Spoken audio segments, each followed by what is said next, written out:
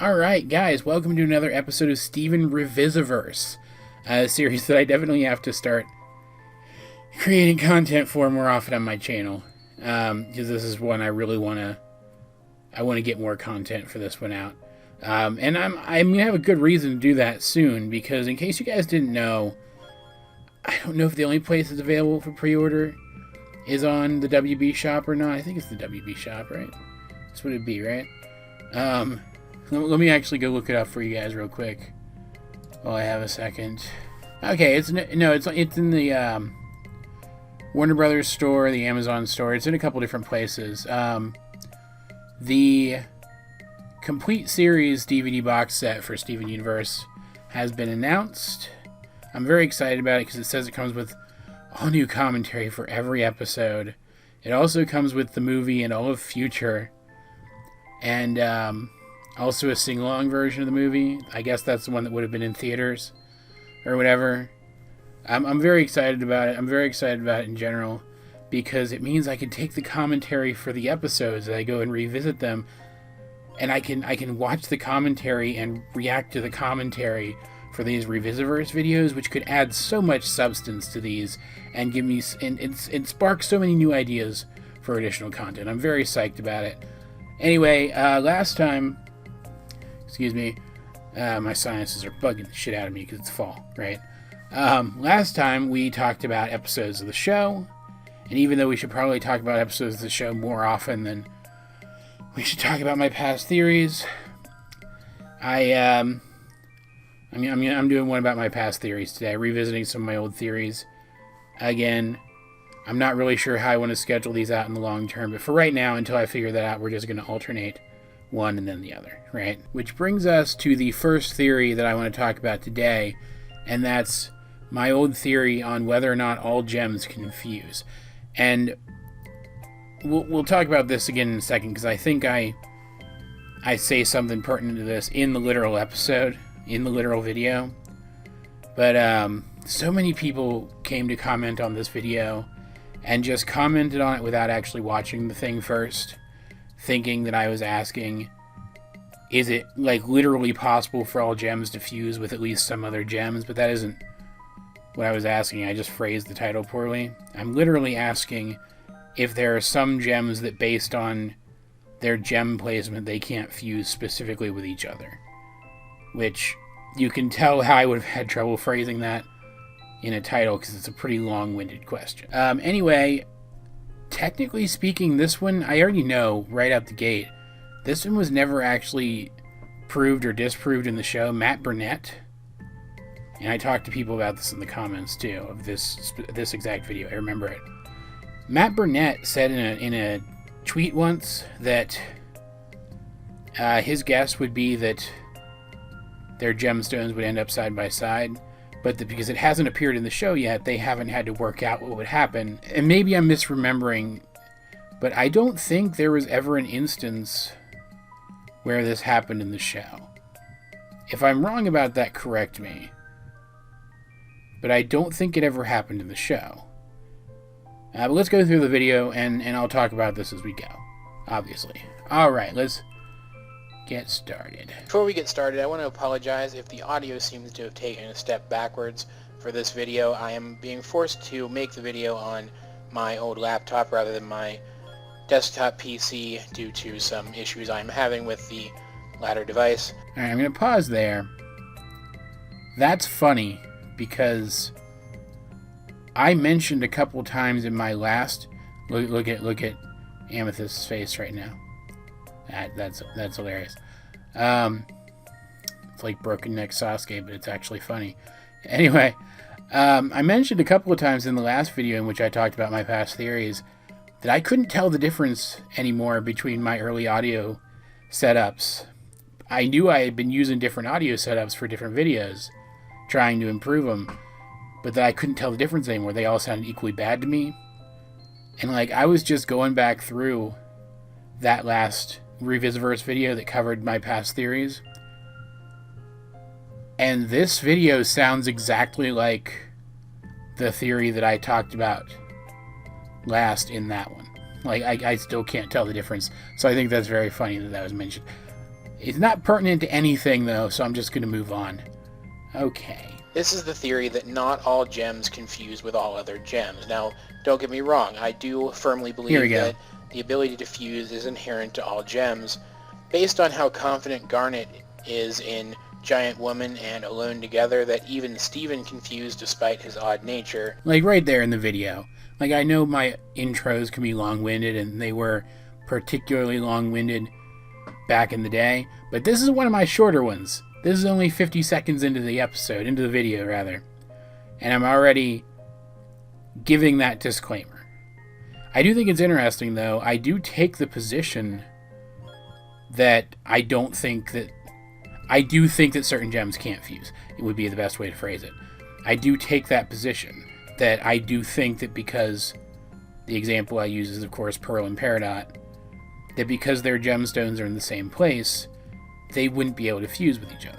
It can be assumed that fusion is just a natural ability that the gems have. However, just as with shapeshifting, a gem's gemstone never changes shape when they fuse. And this is my main argument. They change argument. color to match each other, but I think this is just the energies of the two or more gems syncing up with each other.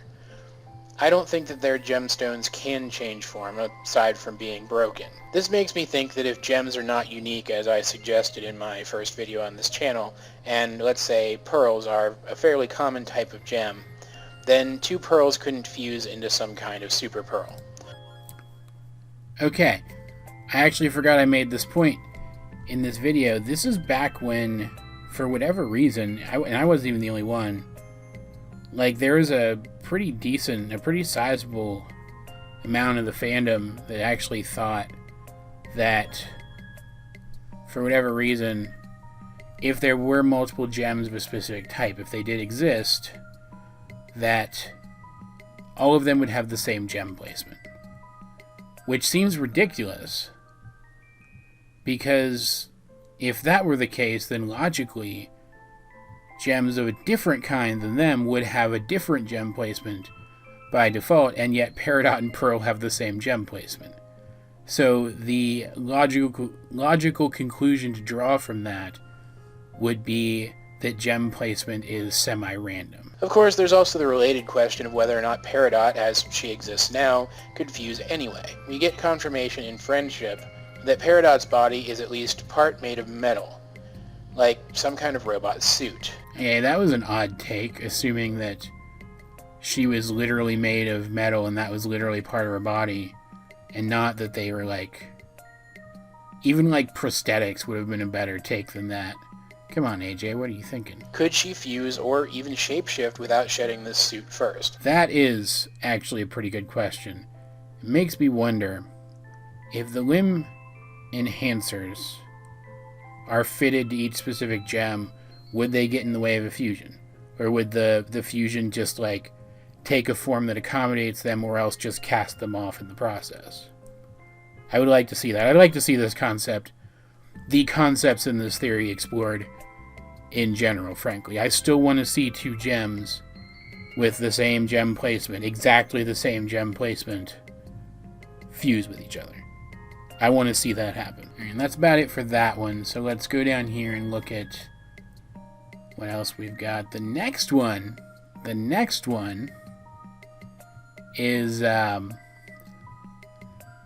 this day, still probably the theory that I'm most proud of. Which probably sounds weird, right? What do I have after that? The purpose of the temple fusion. That's another weird one that I'm kind of embarrassed by.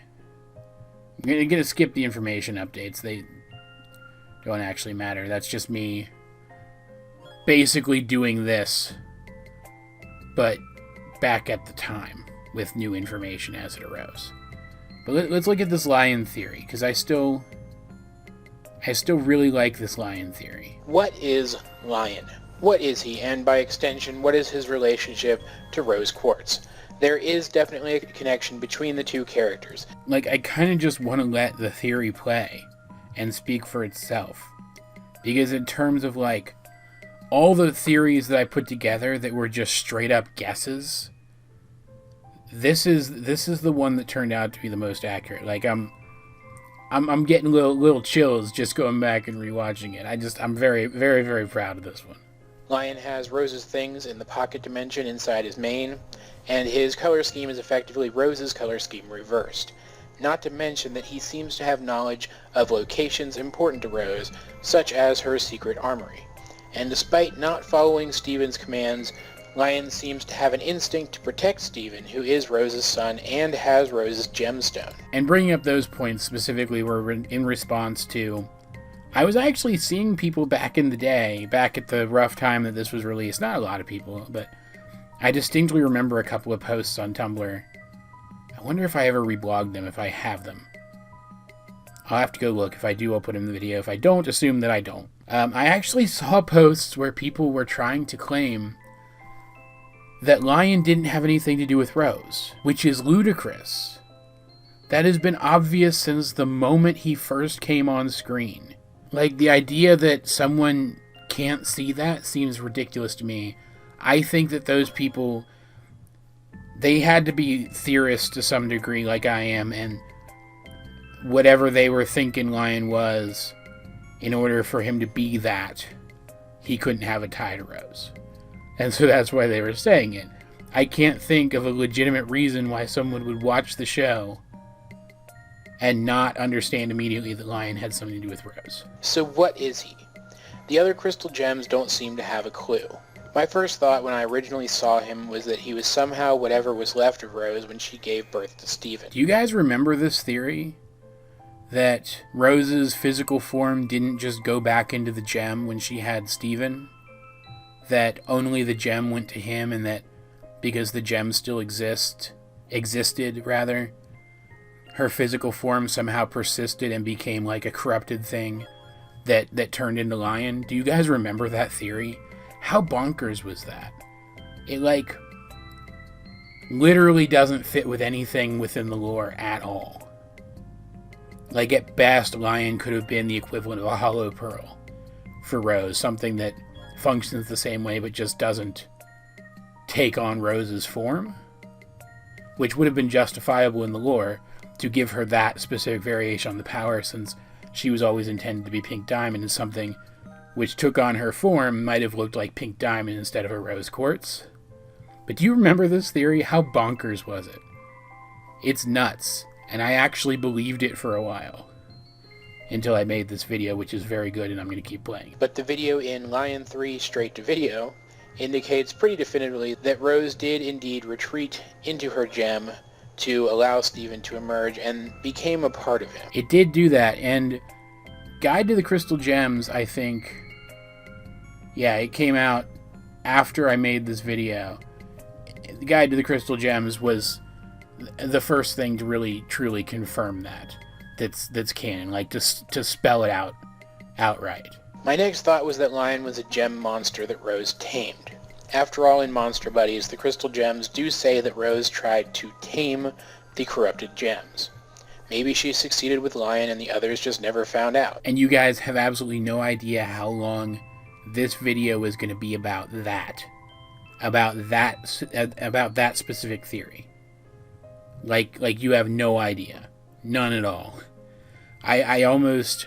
Did I record a draft of it that focused specifically on this? I did. Oh my god. I remember. I put it together because this was my 2,000 subscriber special. I put it together and it was only like 3.5 minutes long or something. And I wanted you guys to have a longer video. Longer video. It's 6 minutes and 18 seconds long, the final one is. But longer than some of the ones I had been putting out. So I went back and I'm like, there has to be another theory I can talk about. And that's when I had the idea for what this video actually ended up being about. And it became like, I'm just going to say it, the definitive theory for what Lion is. Prior to when we actually finally definitively found out. Like, I know I'm really tooting my own horn in this one. I do that a lot. I know I'm really doing it in this one though, but that's because this is the video. Like when I finally saw the stuff in the show that confirmed this video for me. This was like a formative moment in my at least semi-recent life. Like,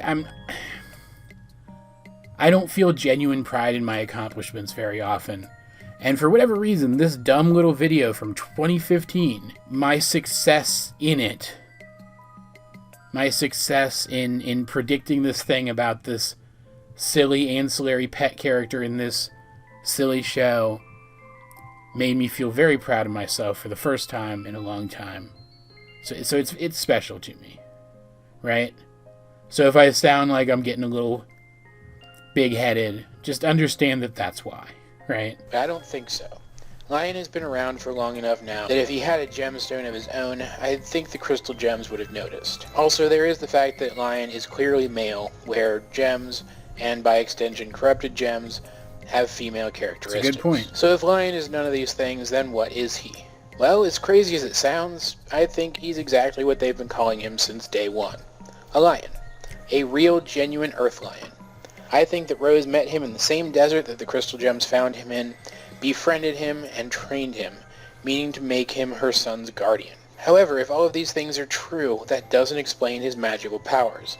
So where did he get them? We also know that powerful gems can pass their special powers to others, such as when Garnet shares her future vision with Steven not once, but twice. I think that Rose did something similar, sharing some of her magic with Lynes, turning him into what he is now. Alright, I'm going to have to cut that bit up a little bit because it's real long. And YouTube will sometimes copyright claim my own videos on behalf of my own videos. It's absolutely nuts. Their algorithm sucks. All of their algorithms suck so bad. Aside from the part about it seeming like Rose might have trained Lynes to be a guide for Steven, all of that's so spot on. Like, I was just pulling shit out of thin air. Like I had little strings that I was grasping at, but there wasn't a lot. And I was right. How nuts is that? And we don't even know for a fact that Rose didn't ever train Lynes to help Steven at all. That's something the show never addressed. But the fact that she passed some of her powers onto him, I called it magic still back then. It's not magic. It's still not magic. But the idea that she passed some of her powers onto him in a similar way to how Garnet was able to pass future vision onto Steven temporarily is basically spot on. We even know that it would have come from her healing powers, which, assuming that she can use her healing powers through her saliva like Steven can, could have been in the form of a kiss, just like the little head kiss that Garnet gave to Steven. Sorry, I'm so proud of this one. Like, I don't know. I mean, I'm gonna stop. I'm gonna move on. I'm gonna stop saying the same thing over and over again. This one, though, like, I'm still scoring myself on these, like I did in the last one where I talked about theories. And for the fusion one, I'm gonna call it a wash because the show never actually addressed it specifically in canon, so we can't know for sure. But considering that the crew seemed to think that it would work if gems such as that had tried it, I'm just going to call the whole thing a wash. That one doesn't count. I definitely get a point for this one, though. Like, I definitely get a point for this one. Of all of my theories, I think this is the one that I get a point for. I'm also, because I make the rules for this series, going to give myself an additional point for, sort of anyway, debunking the lion is a corrupted gem theory. So that's 2 points for this video alone. Unfortunately, and I'm not even going to go through it, because it's so bad. It's so bad. It's like literally just me making wild guesses about things based on the color of some gemstones. Unfortunately, the next theory on the list that's a proper theory is my Who Are the Diamonds theory, where I was still theorizing that diamond was a title that could be passed on to any gem of a specific color, and that the current diamonds were not literally diamonds. It was kind of a precursor for what I considered to be the only valid Rose is pink diamond theory, that being that rose quartz was just the gem which held the title of pink diamond. So I'm going to take a point back off because I got that one so incredibly wrong. So this entire Revisi-Verse episode gives me 1 point. Still, going back and revisiting that lion theory made me feel good, so I'm very happy that I made this video. I'm really looking forward to when that complete series DVD set drops, because I'm gonna start. I don't know for sure that I'm gonna start making these Revisi-Verse videos like all the time once that happens, because I don't really know exactly what form the content's gonna take. But expect a resurgence in these Revisi-Verse videos one way or another, in one form or another, when those DVDs drop. Also, I'm just really excited to get to rewatch the show with commentary. That's gonna be so much fun. And let me know if you guys want me to try to set up some way that we can literally watch the complete commentaries together.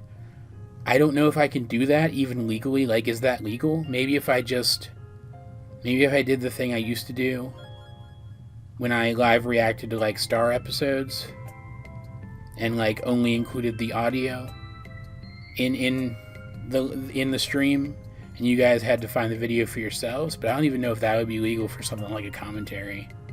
I don't know. I'll look into it if you guys want to see it happen. But if it turns out that's not something I can do, just be aware that I won't be able to do it, right? All of that said, though, guys, thank you for revisiting Steven Universe with me today. This has been AJ22, and I will talk to you guys later.